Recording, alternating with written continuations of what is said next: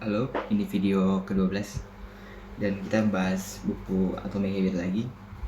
Sekarang kita masuk ke konsep kedua di pembuatan kebiasaan, yaitu menjadikannya menarik.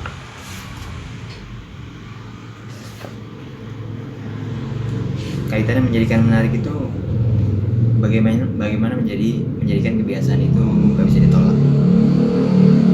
Karena saat sesuatu itu udah menarik untuk dilakukan, orang itu cenderung untuk berpikir untuk melakukan itu terus setelah bahkan dia selesai ngelakuin itu.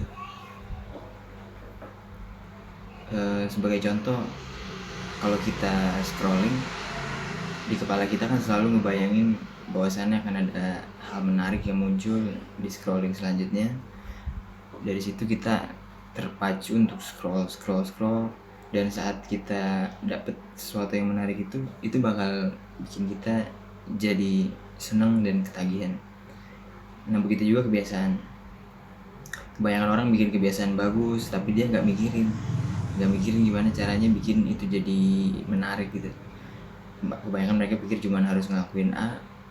Mereka tahu itu bosen, mereka tahu itu nggak bikin mereka seneng, tapi mereka pikir begitu caranya.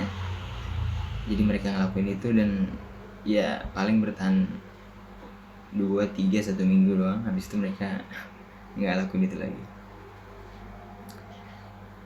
Jadi yang mau gue sampein di sini, untuk bikin kebiasaan baru, kebiasaan yang bagus, kita juga harus mikirin bagaimana caranya bikin hal itu jadi menarik. Contohnya, kalau kita suka dengerin musik tapi kita pengen bikin kebiasaan baca. Nah, hal yang bisa kita lakukan itu, pertama, kita baca buku. Kita baca mungkin 1 lembar, mungkin 2 lembar. Nah, setelah ngelakuin hal itu, untuk nge-trigger otak kita punya mindset, kita selalu batasin, oke, setelah 2 lembar gue baca, setelah itu gue dengerin musik. Nah, jadi otak kita bakal nyandingin baca buku sama dengerin musik.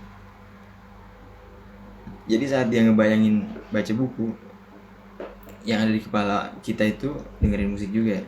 Jadi baca buku terasa menyenangkan karena yang kita bayangin, oh setelah baca buku kita bakal dengerin musik juga karena kita suka musik ya, semisal kayak gitu. Nah, apapun itu, contohnya kalau kita lagi olahraga, kita bisa sambil dengerin podcast. Kalau kita suka denger podcast, kita bisa sambil dengerin musik kayak gitu. Jadi kita bisa nyandingin kegiatan-kegiatan baik ini yang masih baru sama kegiatan yang kita suka. Tujuannya apa? Tujuannya itu untuk menjadikannya menyenangkan.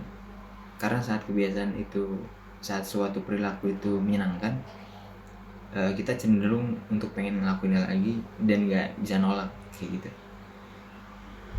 Itulah bagaimana menjadikan kebiasaan gak bisa ditolak. Mungkin itu untuk video ke-12. Thank you.